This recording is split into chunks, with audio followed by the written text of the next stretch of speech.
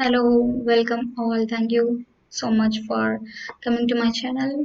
This is Jaimal Sarah, well known as Jaimal Sarah Online, but this is Dr. Layashri, who has finished her master's in physiotherapy. I'm a gold medalist and pursued bachelor's with distinction honorably. And then thank you so much, guys, for coming and joining and giving your wonderful support here. So we are going to discuss about the principles of exercise therapy, as we have discussed earlier. In the first video, we have discussed about introduction, who brought this exercise, and who has transformed this exercise into treatment. All right. So there are a lot of scientists. We have discussed what is exercise, how does it happen with all the human being and the structure of human being. So okay, let's go into the principles of exercise therapy today. So okay, before going that, who are going to get benefit by this? Obviously, the students of physiotherapy and the tutors, they are getting instant notes from here, and animators, you are getting the initial understanding of the magnitude, vector analysis, speed, acceleration, etc. And the civil engineers, you can actually understand the basic mechanics of your labor so that you can plan accordingly what you have to do. And ergonomics, any software computer professional can be considering these principles as their foundation of how to sit, how to manage their posture in the workplaces. So we have divided into three parts hardly. So part one, part two, part three of principles, because it's a lot of subject and it is very important to know the principles of exercise therapy. It is very important to know before because in the coming days you need to have the knowledge of the biomechanics in the upgradation of your courses. Then you definitely need to understand the exercise therapy fundamentals for sure. So I have made it easy. You can actually, through the animation videos, what you have to do, just listen to the animation and the explanation that I give, and go back to the video again and see the link, the sentences there, the lines, and then you can understand how to uh, write notes or download it or listen again and again. All right, as you like. So today we are going to discuss about this force. How many types of force? What is a force actually? How many types of forces are there? How it is going to be helpful in the human body? All right. Then mechanics of position, standing position, sitting position, or walking position. How the gravity is acting upon a human body, how the equilibrium is going to help, and fixation. All right, so only this part today we are going to discuss, and in the coming videos we can make it short, because generally we tend to more see the short things more nicely and explanatory way. So mechanics of movement, and then in part 3, we will see the lever system, pulley system, and the pendulum. In part 2, we will see axis plane, speed, velocity, acceleration, gravity, friction, inertia, etc. Right? So, without wasting our time, let's dive into the force. Okay, what is force actually? Force is nothing but there is one object and you are applying some pressure to move the object from one place to another in particular direction. That is it. I have an example here. There is an object. So there is a direction. There is the momentum, I mean the magnitude, and then the tail of the arrow. The tail of the arrow denotes the application of the force. This is how the object will be dragged. For example, here, this guy above me, the little guy, is moving in this direction with, so this from here to here he's moving, right?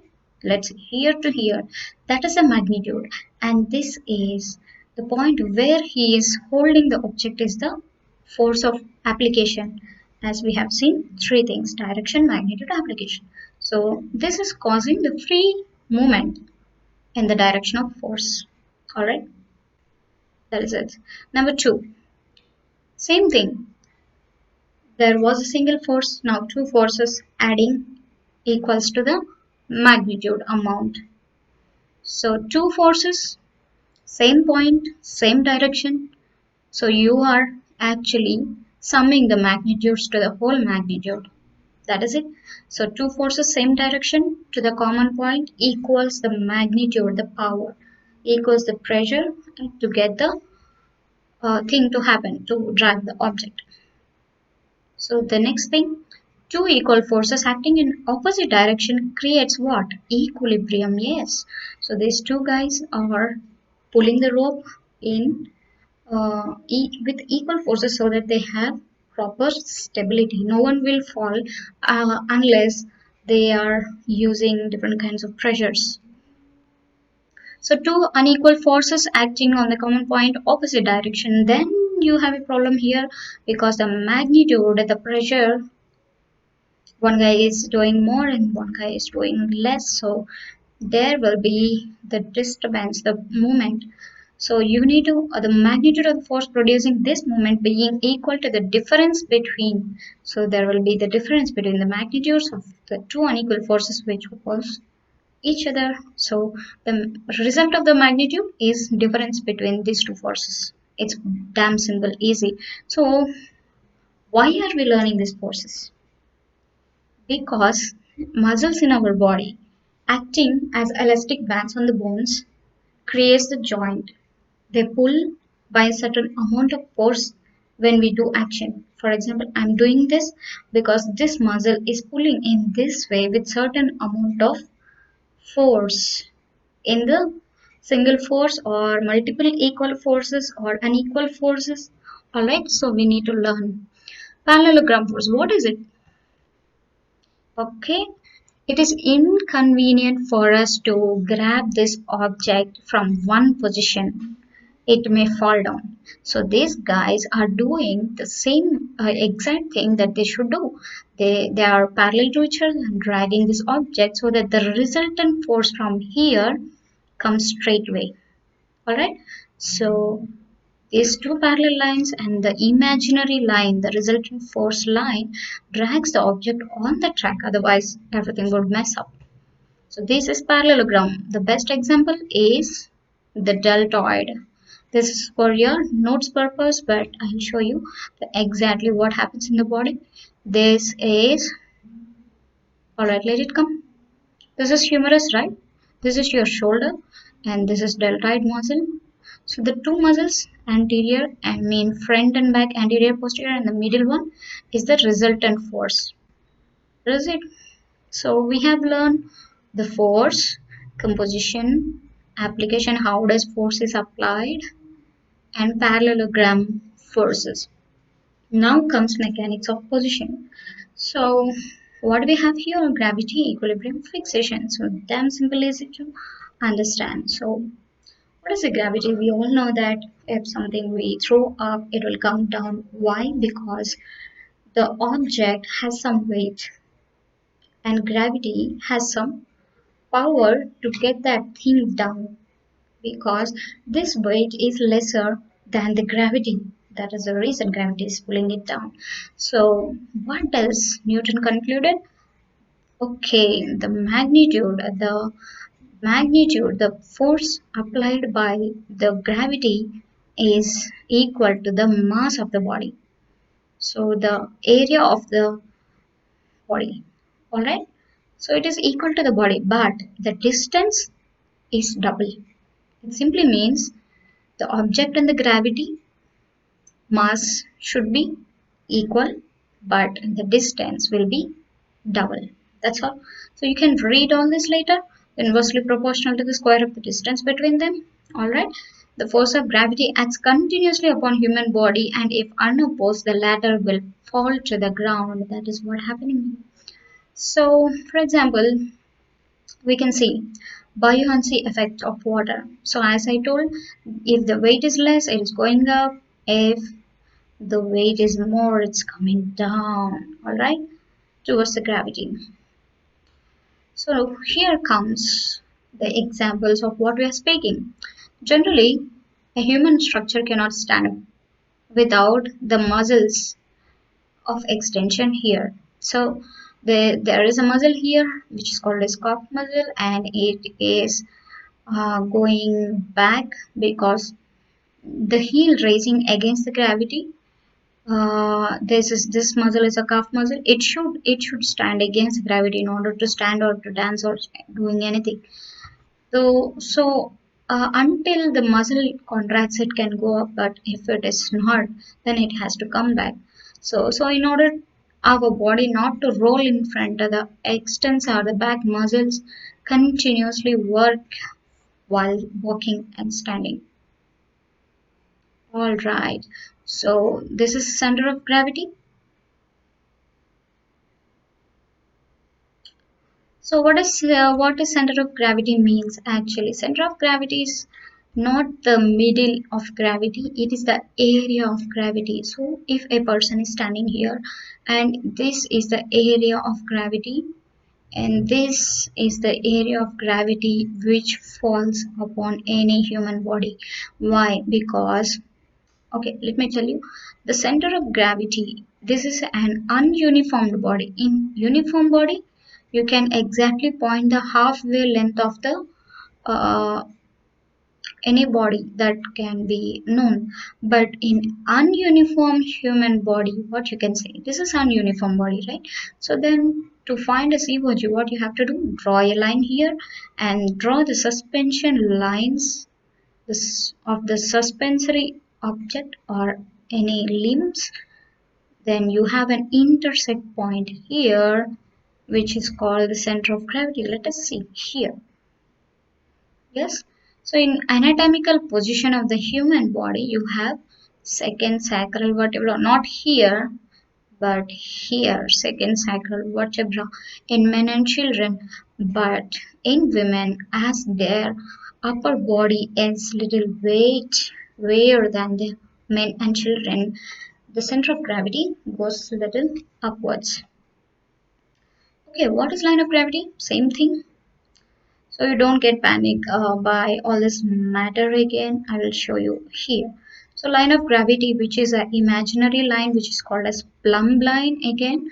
It is drawn from vertex of your skull and to the level of earlobes and to the level of shoulder and to the level of elbow to at the mid cervical and mid lumbar, and then to the level of your hips, to the level of your knees, and to the posterior lateral of ankle. Then it reaches the base of support. This line is called plumb line. That is it. The imaginary line, if you draw at the center of the human body, that is a line of gravity where the gravity falls. What is a base? It's damn simple. If you have a chair here, four-legged chair, then you have a base here. Alright. Again, it is the distance between the borders of the outer borders of your feet. This is the base of support. This is the line of gravity. Alright. So far we have finished center of gravity, line of gravity, in the base of support in order for a human body to stand against the gravity. But there should be equilibrium, the balance of the human body to stand and to walk. Right, when they lift the leg, the muscle should contract. Now you understand the principles. So the muscle is contracting and it is applying the external force, single force or parallelogram force or any kind of force to act against the gravity and to walk in stabilized manner. So this is equilibrium, which results when the forces are acting upon a body, it is perfectly balanced and remains at rest. That is called equilibrium. So all these things we are going to read here. So this is a stable equilibrium. Man is walking, but still equilibrium. The balance is very good. But here he's standing still. It's not good. Why? The initial displacement is greater than the other displacement of the body. So that's why this is unstable equilibrium. All right.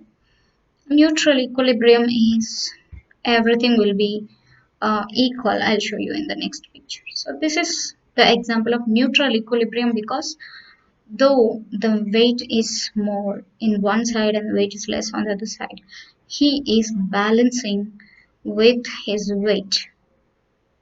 Okay, that's why he is neutralizing the height and the uh, he is using his weight according to the height and the level of the ground. So that is neutral equilibrium. So in stable equilibrium, center of gravity is little low, because just imagine, whenever the object is nearer to the ground it is more stable, but if it is far from the ground, imagine a pole stick and you are going up over the pole stick and you will be unstable.